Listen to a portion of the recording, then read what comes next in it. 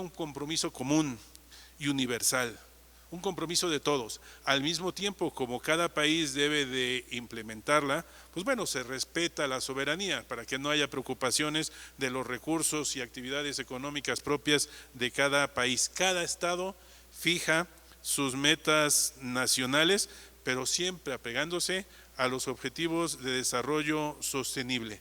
Dentro de esos 17 objetivos son varios, son muchos los temas que abarcan. Por ejemplo, erradicar el hambre y lograr seguridad alimentaria, importantísimo. Garantizar una vida sana y una educación de calidad. Lograr la igualdad de género y empoderamiento de las mujeres. Asegurar el acceso al agua y la energía.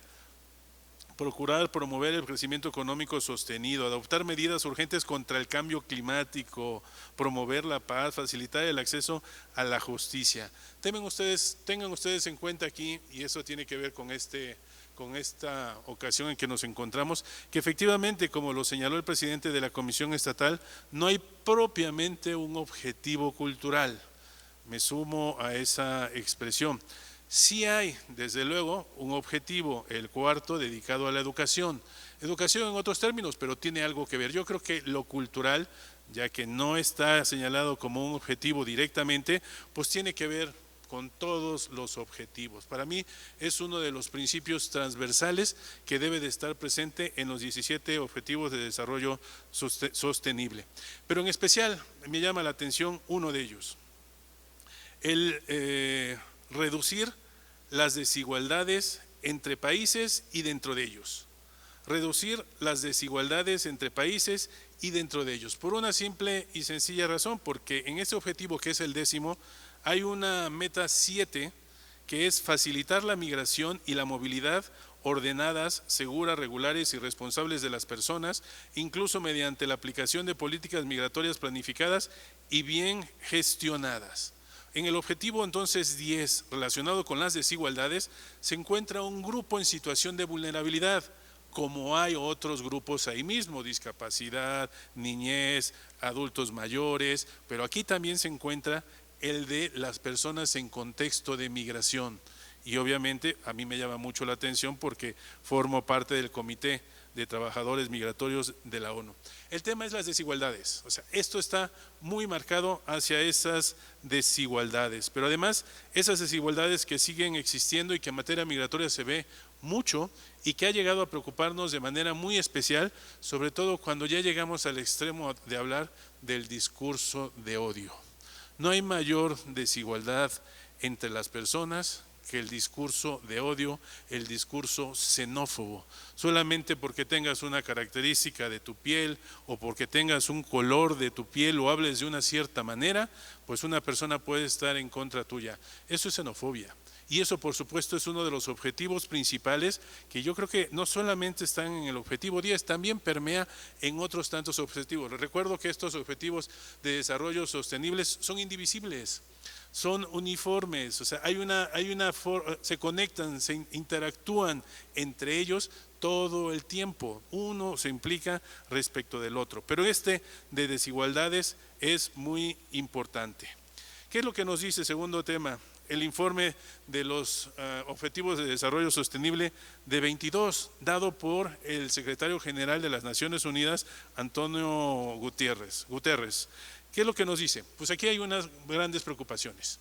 Es un informe de ese anual del 22 que incluye el 21, que está dado durante parte del tercer año de la pandemia, ¿sí? Hay informes desde antes y en esos informes anteriores, pues bueno, había un diagnóstico muy esperanzador, un diagnóstico quizá bien señalado, bien planeado, pero después de la pandemia, desafortunadamente, es lógico pensarlo y así lo hace el informe, pues hay muchos puntos que son preocupantes.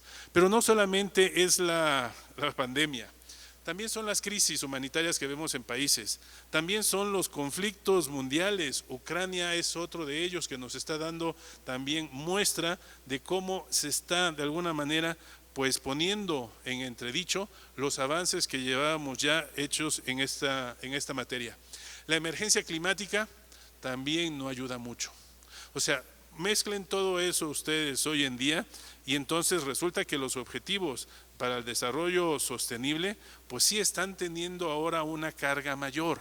Teníamos avances, íbamos bien, ahora ya no puedo decir, y yo creo que no seré el único, que la meta de 2030 es muy difícilmente alcanzable. Tendríamos que estar pensando en otra meta más, pero de todas maneras yo creo que es momento para centrar nuestra atención y aprovechar las cosas. No hay mal que por bien venga, como decimos, o dicho de otra manera, hay que ver el aspecto de resiliencia. A las situaciones negativas hay que ver cómo las superamos y cómo sacamos de ella lo mejor que se pueda. Pues entonces yo creo que eso es lo que tenemos que hacer. Ante el empeoramiento del cambio climático, las olas de calor que recibimos, el aumento de la pobreza que hemos visto, la epidemia silenciosa de violencia doméstica que nos dejó la pandemia desafortunadamente y otras tantas consecuencias más, como los millones de personas, niños que perdieron la educación, que ya no pudieron regresar, o bien los sistemas de salud que se vieron desbordados, interrumpieron muchos servicios inclusive, o los cerca de 15 millones de personas que perdieron la vida por la propia pandemia. Entonces, esas son situaciones que sí, insisto, ponen en cuestionamiento lo que veníamos haciendo con estos 17 objetivos para el desarrollo sostenible. ¿Qué es lo que nos queda entonces? Tercero de los aspectos. ¿Qué es lo que se tiene que pensar? El propio informe del secretario general de Naciones Unidas nos lo señala. Necesitamos un esfuerzo urgente para rescatar los objetivos de desarrollo sostenible. La creación de una economía mundial que funcione para todos va a requerir de medidas audaces, pero también se necesita una mayor inversión en infraestructura de datos para saber qué es lo que tenemos y cómo lo podemos combatir. Evitar que las crisis desemboquen en conflictos generalizados, que es lo que estamos viendo, y también planificar las medidas urgentes necesarias para cumplir con la Agenda 2030. Un futuro mejor yo creo que es posible y también se señala en el informe. Por ello tenemos que utilizar, ahora sí utilitariamente, lo que nos ha pasado con toda esta crisis para transformar generaciones. Y para ello, por supuesto, los objetivos de desarrollo sostenible son una hoja de ruta para salir de la crisis. Hay que buscar la información que tenemos ahí, lo que hemos estado viendo. Crisis progresivas e interrelacionadas, hay que medirlas, proteger a las personas que están en situación de vulnerabilidad, adelantarse a las circunstancias, hacer una hoja de ruta para la supervivencia, por supuesto, y pensar más allá de la crisis. Utilizar la pandemia, vuelvo a insistir, para avanzar en varios aspectos. Uno de ellos es en datos de alta calidad, oportunos e inclusivos. Eso es lo que tenemos que hacer hoy en día. ¿Y qué pasa después de esto en relación con el último de los puntos en estos minutos que me quedan?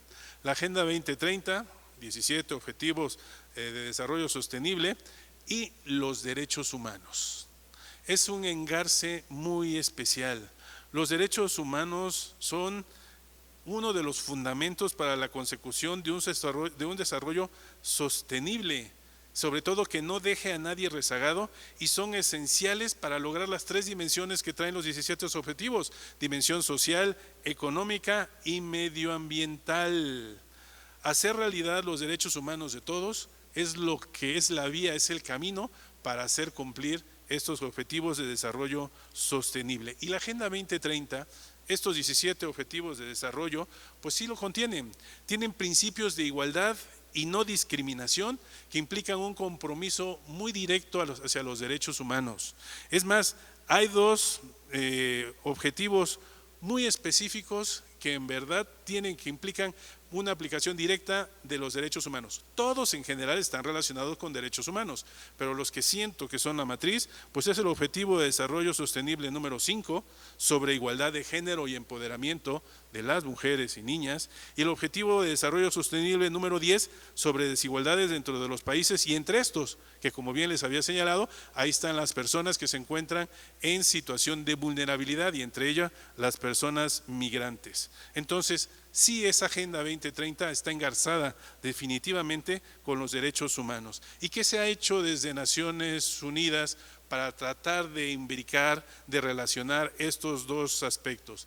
La Oficina del Alto Comisionado para Naciones Unidas sobre Derechos Humanos pues ha realizado diversas estrategias y medidas para buscar esta vinculación con los derechos humanos. Se ha colaborado desde esta oficina de Naciones Unidas con los estados mismos, con entidades de desarrollo del sistema de Naciones Unidas, con instituciones nacionales de derechos humanos, con la sociedad civil y con otras partes interesadas en diversos ámbitos. Pero me interesa, por cuestiones de tiempo obviamente, señalar uno, el ámbito de aplicación nacional. La Oficina del Alto Comisionado para los Derechos Humanos de Naciones Unidas tiene una parte muy dedicada a lo que es la aplicación nacional, que es lo que estamos viendo en este momento, la aplicación nacional de esa Agenda 2030 con sus 17 objetivos. Y esa aplicación nacional ha llevado a esta oficina a que proporcione análisis y contenidos relativos a los derechos humanos a través de las unidades fuera de la sede de esta oficina. Aporta estrategias, apoya en planes nacionales de desarrollo y aquí no es la excepción. Cada país tiene el apoyo correspondiente de la oficina que se encuentre, si acaso hay una regional y si no, la oficina de país. Pero también está engarzado esto con dos elementos muy importantes. Los procedimientos especiales, que así le llamamos, ahí se encuentran en Naciones Unidas, sobre todo en relación con el Consejo de Derechos Humanos, ahí se encuentran los relatores, relator para migrantes, relator contra la tortura, grupos de trabajo, detenciones arbitrarias, todos ellos tienen todo un programa de aplicación nacional de estos objetivos de desarrollo sostenible. Y lo mismo tienen los comités de derechos humanos, tienen siempre una actividad a favor de los objetivos de desarrollo sostenible, como es el caso de mi comité. Cada vez que nosotros monitoreamos las obligaciones internacionales de un país, lo que hacemos es poner a la luz y hacer preguntas sobre los objetivos de desarrollo sostenible. ¿Qué ha hecho el país para que estos se lleven a cabo? Entonces, esa es una labor muy importante. Y finalmente, desde este comité, que a mí me corresponde presidir en esta ocasión, pues estamos haciendo esfuerzos importantes para unir dos instrumentos muy relevantes en materia de migración. El Pacto para una Migración Segura, Ordenada y Regular, que es derivado del objetivo 10.7 que les leí y en donde se obtuvo un documento a finales de 2018, es un pacto que es voluntario, es soft law le decimos, pero que trae el aspecto de gobernanza de la migración. La migración tiene que ser segura, ordenada y regular, pues eso lo trae el pacto, pero estamos haciendo nosotros una unión de este pacto con la Convención Internacional para la Protección de los Derechos de todos los trabajadores migrantes y sus familiares, que es un instrumento internacional, forma parte del derecho internacional de los derechos humanos y ahí encontramos los derechos humanos de las personas en contexto de migración.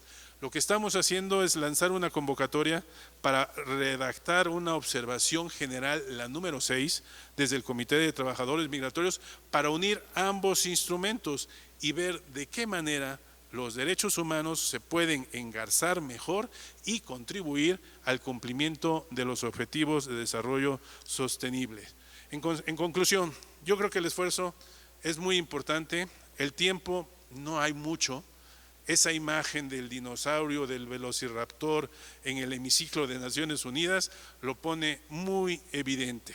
No sé de 2030 nos alcance, pero si no, yo creo que el esfuerzo que hay que hacer es redoblarlo, sobre todo por el retraso que tuvimos con ocasión de la pandemia y aprender de esta crisis para seguir viéndolo. Y lo cultural, por supuesto, que debe estar siempre presente de manera transversal, pero también lo está en materia educativa. Así que les felicito por este evento y por su presencia. Muchísimas gracias.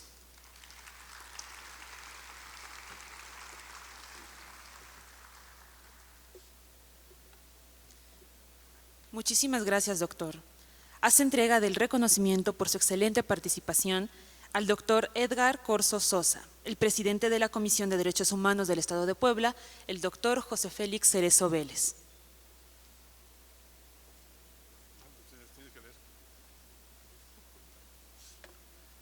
Gracias, mi estimado Edgar.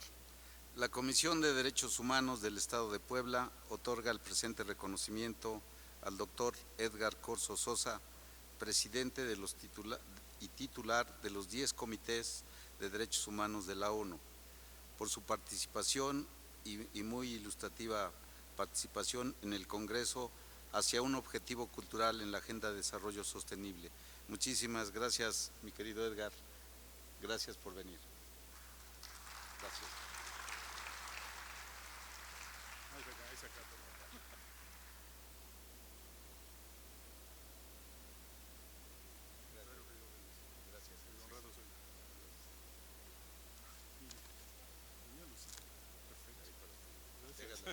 Con permiso, muchas gracias.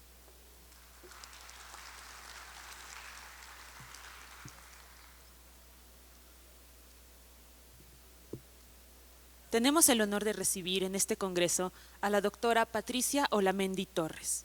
La doctora Patricia Olamendi Torres es doctora en Derecho, maestra en Derechos Humanos, militante por la igualdad y la no discriminación, experta en prevención de la violencia de género, principal impulsora de la armonización legislativa para la aplicación de la Convención sobre la eliminación de todas las formas de discriminación contra la mujer y la Convención para prevenir, sancionar y erradicar la violencia contra las mujeres. Ha sido reconocida por su activismo y es promotora de los derechos humanos en México e Iberoamérica, entre ellos al Mérito Civil, otorgado por los Reyes de España, Premio Nacional Jurisprudencia por la Barra de Abogados, Hermila Galindo por el Congreso de la Ciudad de México y declarada Ángel de la Ciudad de México por su aporte a la creación de la legislación en derechos humanos de las mujeres, y quien presenta el tema ODS número 5, lograr la igualdad de género. Doctora, bienvenida, tiene 15 minutos.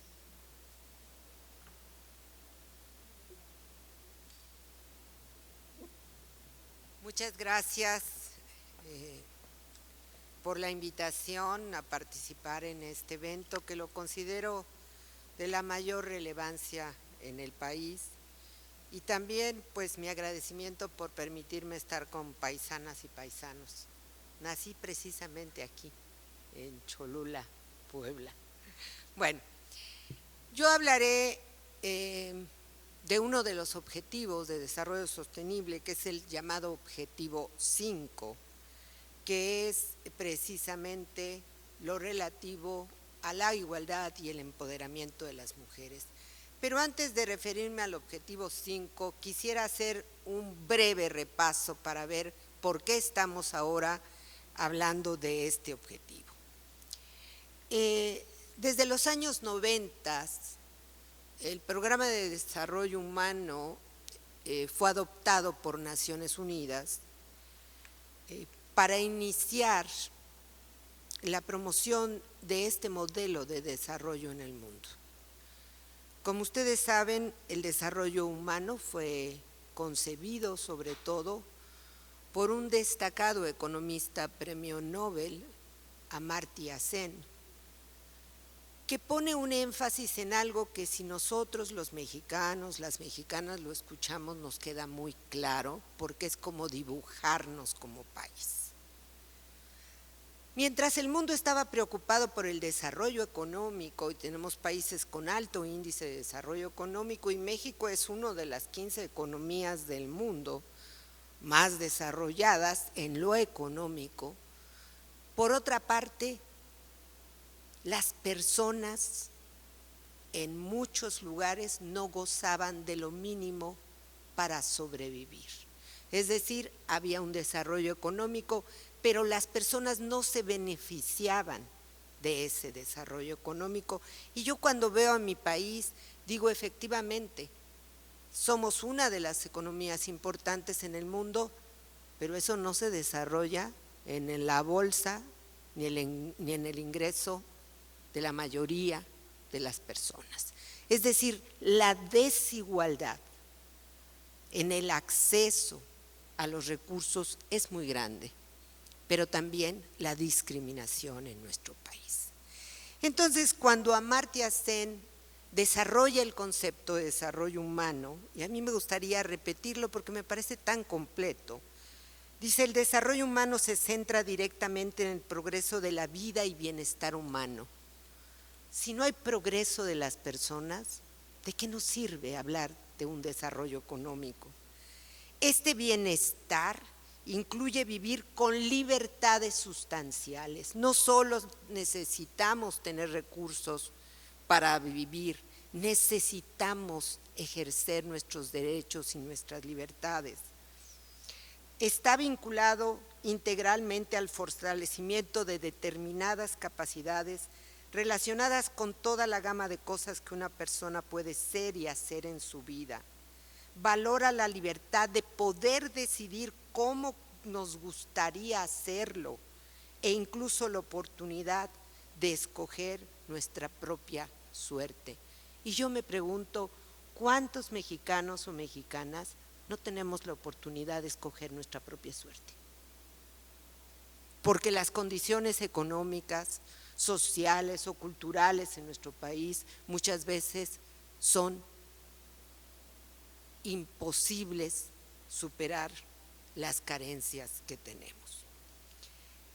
Estos avances que dio Naciones Unidas provocaron la construcción de indicadores de mediación y México fue medido, como muchos países, en lo relativo al índice de desarrollo humano. De ahí encontramos nuestra primera disparidad. Desarrollo económico en los primeros 15 lugares, desarrollo humano creo que después de los 60. Es decir, quedaba claro esas brechas tan grandes de desigualdad entre las personas. En el año 2000 se acuerda algo que a mí me parece fundamental, y es que se considere conseguir para toda la humanidad, hombres y mujeres, un piso parejo del cual partir. Y eso fueron las metas de milenio. Las metas de milenio lo que buscaban es que las personas lográramos tener lo necesario para sobrevivir. Algunos indicadores y algunas de las metas de milenio se fueron cumpliendo entre el 2000 y 2015. Por ejemplo, la reducción de la pobreza extrema, la tasa de mortalidad infantil y mortalidad materna, la lucha contra las epidemias o enfermedades como VIH, SIDA o malaria, la primaria terminada para las niñas, entre otras medidas. En países como China, India y México se logró avanzar, particularmente en indicadores de reducción de pobreza, y México casi cumplió todas las metas de milenio. La que no pudo cumplir es algo que debería de seguirnos preocupando porque no lo hemos superado, y es la mortalidad materna, sobre todo en nuestras comunidades rurales e indígenas, provocadas por esos usos y costumbres espantosos que siguen manteniendo a las niñas en condiciones de desigualdad y de entrega, los matrimonios infantiles, los embarazos impuestos y la precariedad con la que se vive en nuestras comunidades. En 2015 sí alcanzó México la meta de que las niñas tuvieran la primaria concluida, pero hay que decirlo, hoy en día la pandemia junto con la violencia ha expulsado a las niñas de las escuelas.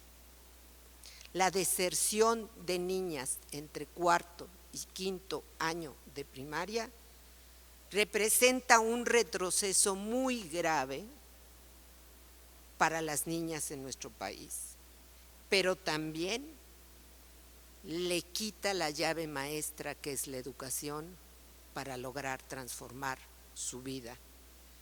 Y esto tiene que revisarse, porque no se puede hablar de objetivos de desarrollo sostenible cuando tenemos estos rezagos tan grandes. Tiene que incorporarse nuevamente a la medición estos rezagos tan grandes que no podemos superar. Yo hago un llamado sinceramente a los mecanismos de defensa de los derechos humanos. La educación es un derecho humano y no podemos cerrar los ojos frente a esta realidad que estamos viviendo en el país. Nuestras niñas regresan, y también niños, a no concluir la educación primaria. Por supuesto que la pandemia trajo sufrimiento, pero también tiene un profundo impacto en el desarrollo humano. Retrocedimos en la disminución de la pobreza. También regresaron enfermedades como malaria y cólera. Y también en nuestro país ha habido un deterioro grave en los avances que teníamos en VIH-Sida. Estos son los objetivos que en algún momento buscaron las metas de milenio. Pero a mí me gustaría un poco retomar la medición con la que se abordaron estas metas de milenio. Promover la igualdad de los sexos y la autonomía de las mujeres, decía el objetivo, pero la realidad es que en México todavía no superamos temas centrales. Quisiera referirme a la medición que se utilizó para medir esto por parte de la CEPAL, las 3 autonomías de las mujeres.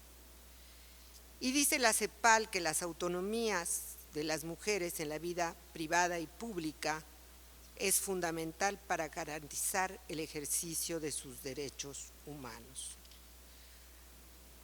¿Cuáles son esas autonomías? La autonomía física, que se relaciona con el derecho a decidir sobre nuestro cuerpo. Puebla sigue negando el derecho a decidir para las mujeres. Este es un llamado al Congreso del Estado. No pueden seguir negando los derechos que las mujeres ya conquistamos. El derecho a vivir una vida libre de violencia, al cual hablaré cuando hable de los objetivos de desarrollo, pero creo que México tiene que reflexionar seriamente la situación que vive. La autonomía económica y la autonomía en la toma de decisiones en la vida pública y privada. Al hablar de las metas, me gustaría recalcar que para su medición se utilizaron los contenidos de la Plataforma de Acción de Beijing, que siguen por supuesto vigentes y que por cierto debería de ser la brújula de la política pública de igualdad, pero yo no lo veo reflejado en ningún programa de gobierno en ninguna parte de este país, ni siquiera en el Proigualdad de Gobierno Federal. Pero bueno, a mí me gustaría entonces hablar ya en concreto de algunas de las propuestas que contiene el objetivo 5 y las metas que se propone. Y quiero abordar estas con datos duros de lo que pasa con las mujeres en México. La primera meta que se plantea es poner fin a todas las formas de discriminación contra todas las mujeres y las niñas. En México, según el INEGI, el informe de 2020, vivimos 66 millones de mujeres. La pobreza en México tiene rostro de mujer y la violencia es una emergencia nacional. Somos el último lugar de la OECD en la incorporación de las mujeres al trabajo remunerado, en promedio 43%. La desigualdad salarial entre hombres y mujeres representa más de un 20% de diferencia y más del 35% de los hogares mexicanos solo son sostenidos por una mujer. Esta meta ni siquiera está en ninguno de los programas prioritarios de ninguno de los gobiernos, empezando por el gobierno federal. Eliminar todas las formas de violencia contra las mujeres y las niñas en los ámbitos públicos y privados, incluidos la trata y la explotación sexual. Según los datos de informes nacionales e internacionales, México es el primer lugar de producción de pornografía infantil. Primer lugar. Es uno de los 3 países donde la trata de personas se presenta en su modalidad de explotación sexual hacia niñas, niños y mujeres. Tenemos ya varios paraísos de explotación sexual infantil en México, algo que no debería de enorgullecernos. Y aquí pegadito tenemos a Tlaxcala, el centro de acopio de la trata de mujeres y niñas en México, y Puebla, aquí en el centro, donde regularmente se lleva a cabo la explotación sexual de niñas y mujeres. En promedio, 20 mujeres son asesinadas al día, clasificadas como feminicidio, homicidio, en diferentes modalidades. En 2021 se cerró con 7,000 asesinatos de mujeres, el doble de lo que ocurre en América Latina y el Caribe. La violencia familiar es el delito con más denuncias. En 2021 fueron 253,000 carpetas de investigación, por supuesto, todas archivadas en los respectivos cajones de las agencias de Ministerio Público y Fiscalías. Más de 62,000 mujeres fueron hospitalizadas por fracturas, heridas de arma de fuego, traumatismos y, por supuesto, ninguna se investigó. La violencia sexual, según datos oficiales, ha crecido, pero yo quisiera destacar un dato muy importante de la encuesta de victimización. Solo 8 de cada 100 víctimas de violencia sexual denuncian, y ni siquiera esas 8 son investigadas. El 98% de los delitos que se denuncian contra las mujeres son impunes, no se investigan, no se llega a sentencia y, por supuesto, no hay sanción a los culpables. Pero claro, las feministas protestan, las mujeres protestan, pero ahora ya pasamos a la modalidad de que estamos al mismo nivel que los terroristas en el índice de peligrosidad de los informes del Ejército Mexicano. El panorama se torna más grave cuando analizamos la encuesta sobre violencia en los hogares, que nos dice 7 de cada 10 mujeres sufren violencia, pero lo más grave es que la mitad de los hogares mexicanos viven en violencia sexual. La mitad de los hogares mexicanos existe violencia sexual. ¿Qué clase de país tenemos? ¿Qué clase de cultura tenemos? En este país, además de la violencia física, psicológica, está la económica, que se da no solo contra las mujeres, sino contra las niñas y los niños. 2 de cada 10 niños logran una pensión alimenticia, y por cada 10 demandas de alimentos, solo 1 logra sentencia. Y aquí en Puebla, en promedio, duran 7 años para lograr una pensión alimenticia. Y de las más de 5,000 mujeres que desaparecen, según los datos, que más bien son secuestradas o vendidas, el 80% son niñas entre 12 y 17 años y nadie investiga a qué mercado van a parar.